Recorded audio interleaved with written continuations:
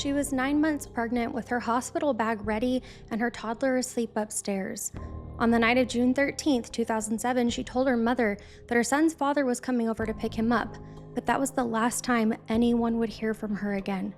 2 days later, her mother walked into her house and immediately knew that something was wrong. Jessie's purse had been dumped out, her toddler was found alone in a dirty diaper, and everything in her bedroom seemed off. And Jessie, a woman in her final weeks of pregnancy, was nowhere to be found. At first, it was treated like a missing persons case, but then things took a very dark turn. This is the murder of Jessie Marie Davis, a pregnant mother who was killed inside of her own home by someone that she should have been able to trust.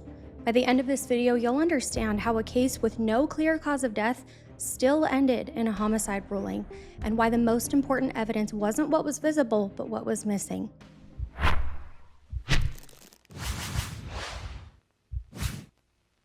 Welcome to the True Crime Nurse, everybody. My name is Kat, and I'm a registered nurse who loves all things nursing and true crime. Don't forget to subscribe and ring the bell before you go.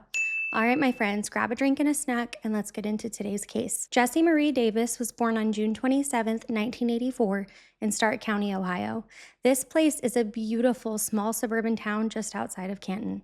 Jessie grew up in a close-knit family with her mom, Patricia Porter, and her sister, Audrey, always by her side. Picture the Gilmore Girls plus an extra daughter. That was the three of them. Her family describes Jessie as outgoing, affectionate, and incredibly close with her family. She called her mom all the time, stopped by the house frequently, and maintained constant communication with her mom and sister, so any absence or silence at all would have been immediately strange to her family. Jessie was known as social and warm, and someone who made friends easily, and who liked being around people instead of isolating herself, even if she was going through something hard at the time. As she moved into her 20s, Jessie became a mother to a precious baby boy that quickly became the center of her world. Her son Blake was born in December of 2004, and family described her as an incredibly attentive and affectionate mom. As any good mom would, though, she structured her entire daily routine around taking care of him. Jessie worked at Allstate Insurance in Hudson to provide for her son while raising him, and like many young single moms, she balanced childcare, work, and maintained taking care of her home basically on her own. She sounds like a real-life supermom. So by 2007, Blake was a toddler, very energetic, independent, and Jessie's life revolved heavily around him. The father of Blake is a man named Bobby Lee Cutts Jr., and he was a Canton police officer. Bobby was born and raised in the same Stark County area, and he eventually joined the Canton Police Department.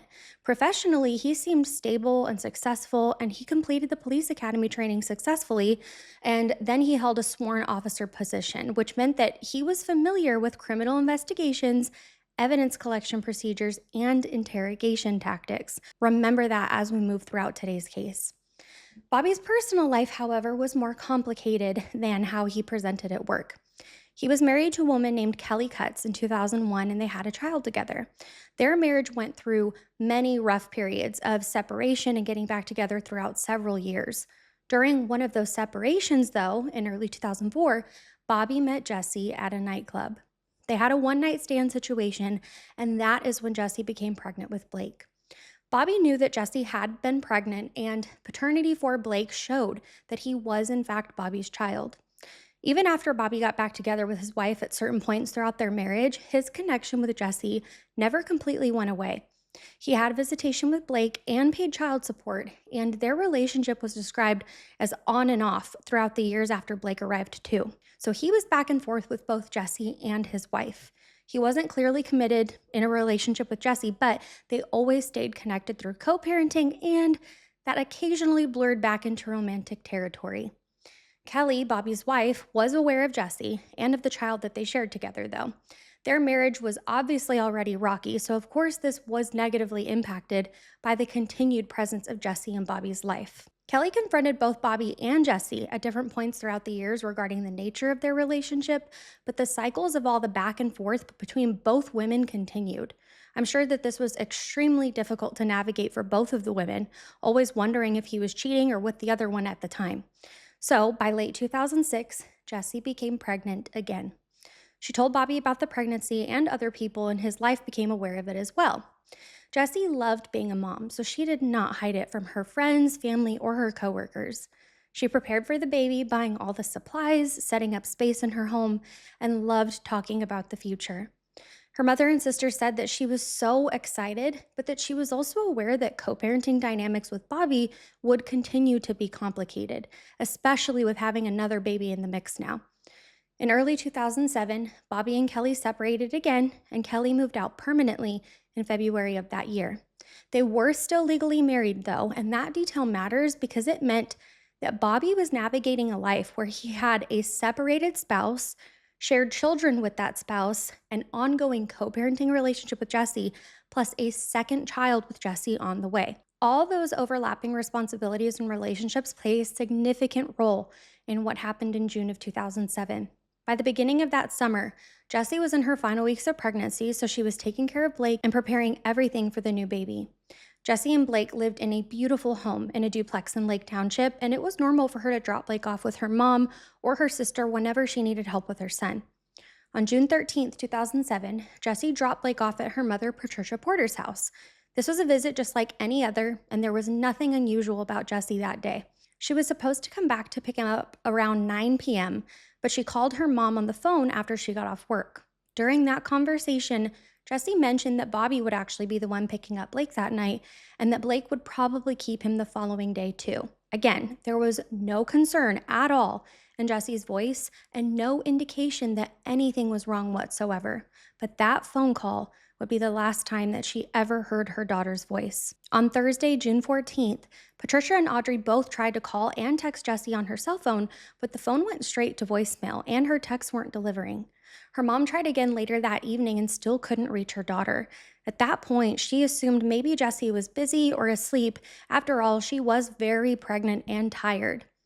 On Friday morning, so June 15th, Patricia tried again around 6 a.m., but there was no answer. Jessie usually dropped Blake off at her mom's house around 7 a.m., but this time she didn't show up, so she knew in her heart that something went terribly wrong. Moms always know.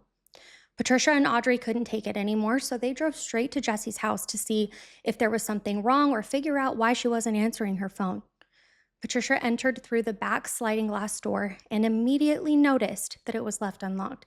That was unusual for Jessie. She walked into the kitchen calling Jessie's name, and right away she saw Jessie's purse emptied onto the kitchen floor. That seemed strange. The purse was not just sitting there like it had just been set down. There was no thinking, oh, maybe she was just looking for something and dumped her purse out. The contents were clearly dumped out almost in a rush. That's the kind of detail that hits different when you're a mother standing in your daughter's kitchen realizing that something bad had to have happened here. Her concern and confusion was then interrupted when Blake ran into the kitchen. He was in a wet, soiled diaper and had clearly been in it for quite some time. Patricia's heart dropped, and she asked Blake where Jessie was. He said over and over, "Mommy is crying. Mommy broke the table, and Mommy is in the rug." As soon as Patricia heard her grandson say "in the rug," she ran. She went upstairs yelling for Jessie. In Jessie's bedroom, she could immediately tell that something bad had happened there too. The bed was disturbed with the mattress pushed off of the box spring, and a lamp and small table had been knocked over as well. She also noticed that there was bleach in the room and bleach marks on the rug. Then she noticed something specifically missing. The burgundy and gold comforter from Jessie's bed was gone. Patricia was frantic and she called 911, and while she was waiting for them to arrive, she told Audrey to call Bobby Cutts, Blake's dad. A neighbor who heard Patricia screaming came over and she helped with Blake as they waited for help to arrive. Sheriff Swanson's office, Jones. Can I help you? I don't know what's happened. He's gone in my... Hello? Yes. Can I help you? Yes, we need help at 8686 Essex. 8686 what street? Essex. What's the problem? My daughter's gone. She's due in 2 weeks, and my grandson's here alone, and this whole house has been ransacked. How old is your... My grandson's 2. And he's gone? He's here alone. Okay, you need to calm down so I can understand you. I'm trying. Okay. He's here alone, and she's gone. Her car's here. Who's gone? My daughter. Okay. How old is she? She's 27 years old. Okay, and how old's the child that was left alone? He said, leave him alone. My God, something's wrong. She's due in 2 weeks. And she's just missing. Her car's here, her purse, the house is trashed, and she's not here. Okay, what's your name, ma'am? My name is Patty. Deputy Darren Bad from Stark County Sheriff's Office arrived, and he figured that he was just coming in for a missing person and possibly a burglary call when he heard what Patricia found. Then he entered the house and went upstairs to Jessie's bedroom. What he saw matched what Patricia had described. The mattress had shifted off the box spring, a lamp and table had been knocked over, and there was a bottle of bleach and large stain on the rug. Bad continued searching throughout the house for more evidence, and that's when he noticed the purse on the kitchen floor that had been clearly dumped out too. While Bad was in the basement, Bobby Cutts got there and entered into the home. That timing is important because he inserted himself into an active crime scene while the first responding officer was still in the process of checking out the home. Bad questioned him about why he was there, and Cutts told him that he and Jessie had a child together and that he had been called to come over by Audrey. Bobby and Cutts then looked around in the garage and they opened the trunk of Jessie's car together, but they found nothing. I was surprised that Officer Bad allowed Cutts to do this with him because it seems inappropriate to me, but let me know if that struck you as unprofessional or strange too. After they checked out the garage, Bad stepped outside, and by then, more law enforcement had arrived. They contacted local hospitals to see if Jessie had been admitted or if there were any Jane Doe patients matching her description, but nothing came back. So the hopes that maybe she had just went into labor or had a minor injury and went to the hospital was gone. Bad also assessed Blake because he was worried that he maybe ingested some of the bleach because the bottle was present in the bedroom and the toddler had clearly been alone with spilled bleach in there.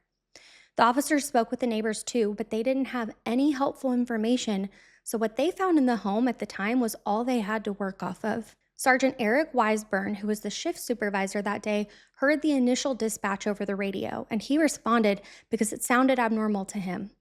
On the way, he told the dispatchers to have the officers clear the house. When he arrived and saw the scene, he noticed the purse spilled over on the floor and everything else in the bedroom, so he felt like he needed to speak with Cutts directly. When he did, he noticed something small but peculiar. Cutts had a bandage on the pinky of his left hand, and when Weisburn asked him about it, Cutts said that he had cut himself cleaning off a fireplace. Weisburn then talked to Blake, and what came out of that conversation is one of the most disturbing pieces of today's case. Blake told the supervisor what he had been repeating to his grandma earlier, but now he added another detail. This little guy was so smart. According to Weisburn's testimony, Blake said, "Mommy is crying, Mommy is in the rug, and Mommy broke the table." But then he added, "Daddy's mad." Weisburn asked why Daddy was mad, and Blake kept on repeating, "Daddy's mad." When I read that for the first time, I had chills.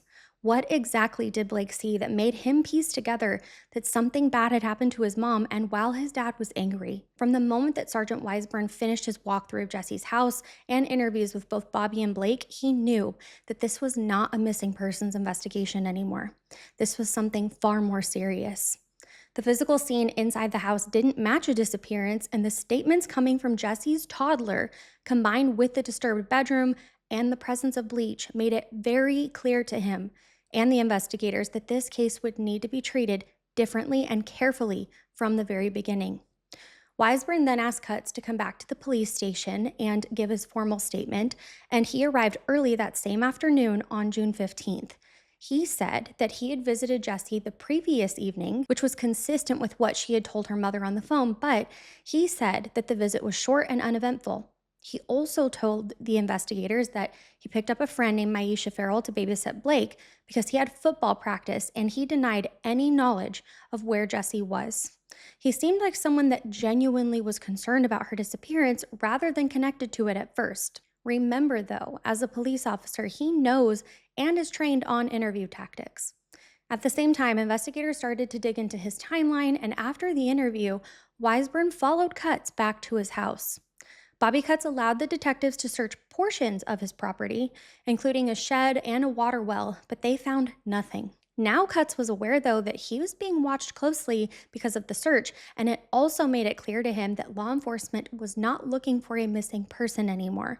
I'm sure that this added a lot of pressure on him at the time. On June 16th, Weisburn attempted to locate and interview Maisha, the friend that babysat Blake. They had a really difficult time getting a hold of her, though. They tried calling her, but they were unsuccessful. And at one point, Cutts told the investigators that Farrell was at his house and that they could come there to speak with her. Weisbrunn declined and instead arranged to meet Farrell later on at her own residence. The officers did not want a key witness interview conducted in the presence or under the influence of the primary person of interest. I have a feeling that Cutts began to worry even more at this moment because he probably started to piece together that they wouldn't conduct an interview in front of him because they were investigating him. When Farrell was eventually interviewed, she corroborated some parts of Cutts' story about babysitting Blake, but they still needed to cross-check all of his other statements with his phone activity and known movements, though, to build a timeline that could be verified. Another critical development came when they looked into his phone activity. Investigators found an interesting call that Cutts placed to Jessie's phone around 7:15 in the morning on June 14th, but it was made from a location in Summit County, and he was not at home like he said he was at that time. This again placed him outside of the immediate area during a time frame that investigators were carefully trying to reconstruct. But what was he doing out there? And why didn't he mention being out of town to the police in his interview? The search efforts for Jessie intensified throughout Stark County and the surrounding areas, and volunteers joined law enforcement in canvassing the neighborhoods, wooded areas, and public spaces.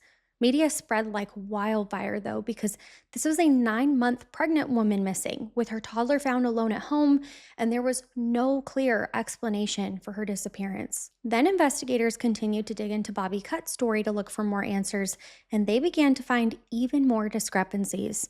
He said that he went directly home after leaving a local bar on the night that Jessie was last seen, but he had actually visited another woman before returning home. Now, this obviously doesn't prove involvement in Jessie's disappearance, but it did show that his story was incomplete or misleading. Cutts continued participating in search efforts and speaking publicly about Jessie's disappearance, presenting himself as this worried and cooperative co-parent, but everything was about to turn upside down. On June 23, 2007, Cutts and his attorney met with FBI agents and detectives. During that meeting, Cutts said that he would lead authorities to Jessie's body. He said that in the heat of an argument, he snapped, but he wouldn't give any more details, and he didn't even say why he snapped exactly or that she had been murdered. All he said was what happened was an accident and he knew where she was. Everyone was shocked that he came straight forward with this statement, but remember, his training as a police officer probably kicked in here as well because he had his attorney present too. The investigators then traveled with him to Hampton Hills Metro Park in Summit County. Down an embankment approximately 40 to 50 feet off of the roadway, Jessie's body was found dumped. This is where that call came from the morning that we talked about earlier. Jessie's family was absolutely devastated and heartbroken. She had been murdered in cold blood, so just as the police suspected, this was no longer a missing persons case. This was homicide. Following the recovery of the body, Cutts was arrested.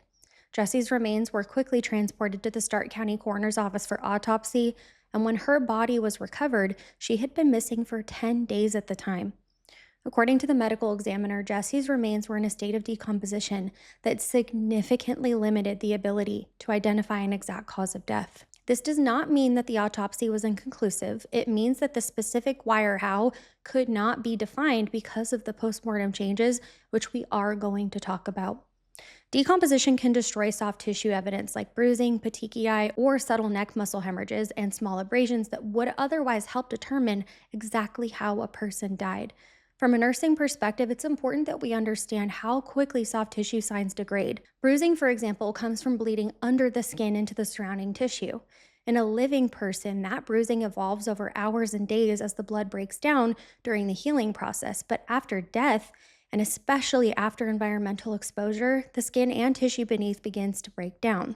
So within just a few days, especially outside in the heat of summer, discoloration patterns that might have indicated blunt force injuries or grip injuries can disappear during that tissue breakdown. The ME also looked at her skeletal remains for fractures or injuries that could explain what had happened here. There were no definitive bone fractures associated with blunt force trauma, stabbing, or gunshot wounds found. This means that fatal violence obviously happened here, but whatever did happen may not have involved impacts that were strong enough to break any bones. Manual strangulation, smothering, or asphyxia can cause death without leaving a skeletal injury, especially if the force that's applied to the soft tissues didn't impact the bones. So, that means that the answers that they needed were likely in the tissues that had unfortunately broken down.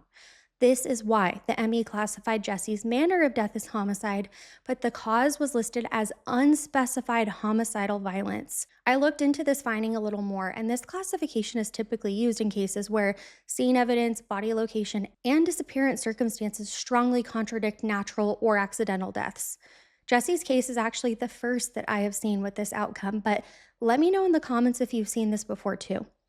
Typically, we see this ruled as undetermined, like for instance in Jelani Day's case, but in Jessie's, they felt confident because of Bobby's admission and the circumstances of how she was found. Another critical component of the autopsy was the toxicology report, not because they thought that she had ingested something voluntarily at 9 months pregnant, but to see if Bobby Cutts maybe drugged her to either subdue or kill her.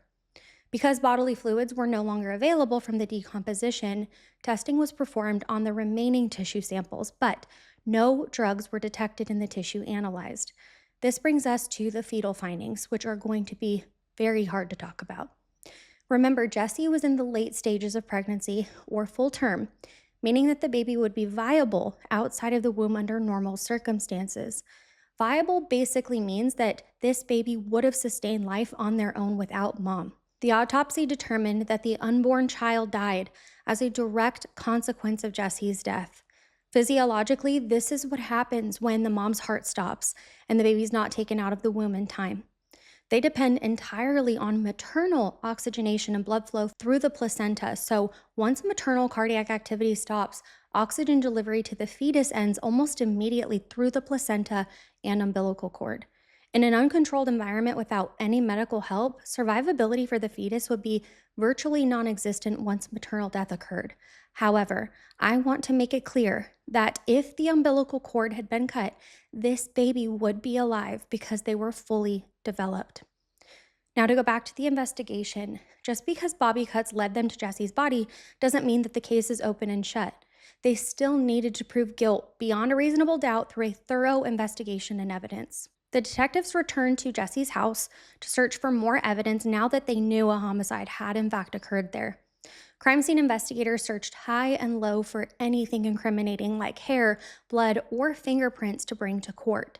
The mattress was examined for potential transfer patterns or indentations that could indicate a struggle, and they took pictures of the overturned nightstand and lamps too. They were measured to determine if they had fallen from an accident or disturbance, or maybe from a forceful movement like her protecting herself. But the rug with the bleach stain was one of the most important parts for them to test because investigators needed to determine if the staining was consistent with an attempt to clean up blood or other DNA.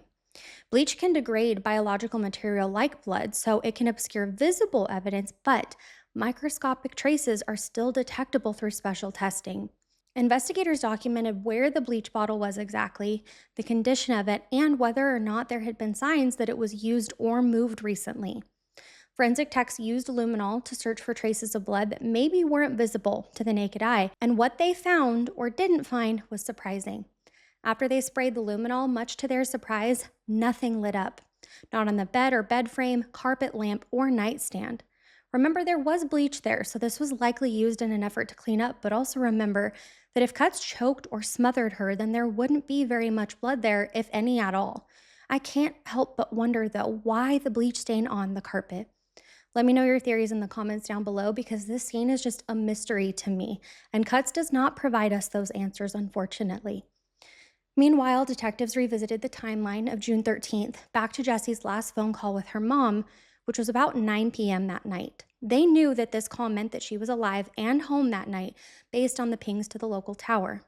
Bobby Cutts also admitted that he was at her residence that night, so investigators focused on the window of time between that visit and the following morning when Jessie's phone activity stopped and her toddler remained alone inside the home. This became the likely time frame that the murder occurred. The theory that the police came up with was that Jessie Marie Davis had been killed inside her own home on the night of June 13, 2007 in front of her son. Then her body was transported to Hampton Hills Metro Park to delay her being found and hinder the investigation. Now that he had led them to her body and he had obvious involvement in this case, the case moved on to the legal phase pretty quickly, and this is where all of the investigators' findings would finally be presented to a jury. The prosecutors prepared their cases for trial, and they represented both Jessie and her unborn child. Under Ohio law, the unlawful termination of a viable pregnancy can lead to a separate criminal offense, so the autopsy findings that the baby had died as a result of Jessie's death allowed the state to pursue additional charges, recognizing the unborn child as an additional victim. And I'm so grateful that they did, because again, if that cord had been cut, the baby would be here. He murdered them both in cold blood, all while Blake watched, and he just left him there. Experts during trial testified that bleach can be used to destroy DNA, like blood, for instance, which aligned with the theory that the perpetrator attempted to clean up the scene after the assault. Unfortunately, he was successful in doing so because there was no blood found at the scene. The missing burgundy and gold comforter was also talked about because Patricia Porter testified that it had been on Jessie's bed prior to the disappearance, and it was gone when she searched the bedroom. The prosecutors argued that large bedding items are frequently used to wrap or transport bodies because they can contain bodily fluids and make movement easier. And remember, little Blake said, "Mommy is in the rug." He could have mistaken that blanket for the rug, which is so sad and just disturbing to think about. The medical examiner also testified and went over his reasoning of classifying Jessie's death as a homicide despite not knowing exactly how she had been killed.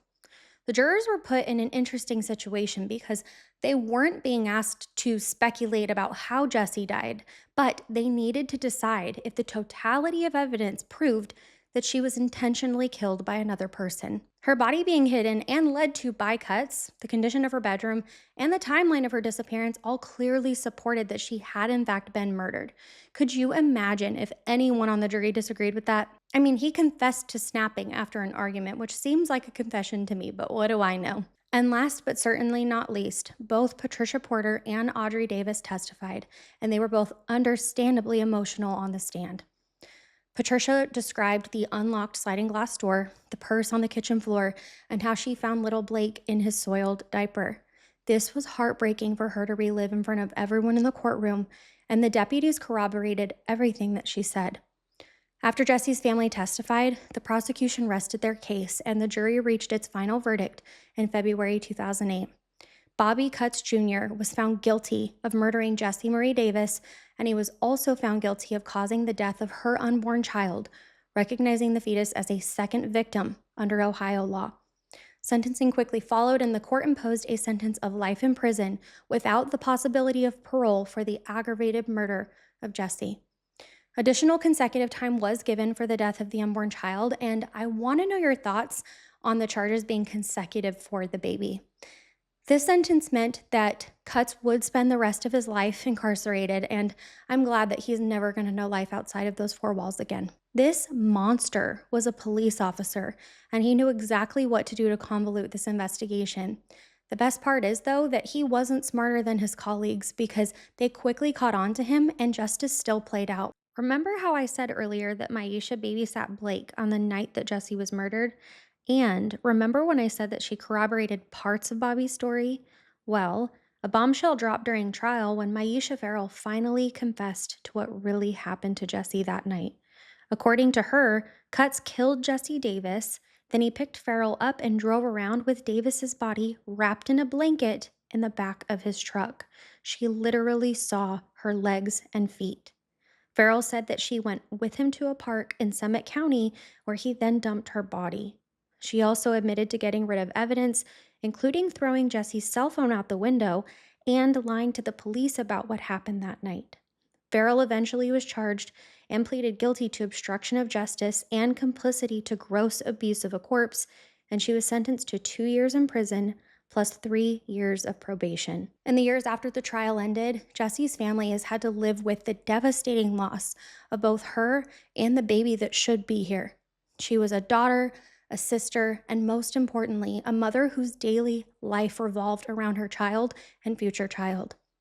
Those closest to Jessie say that they miss her warm, outgoing, and deeply connected role in her family.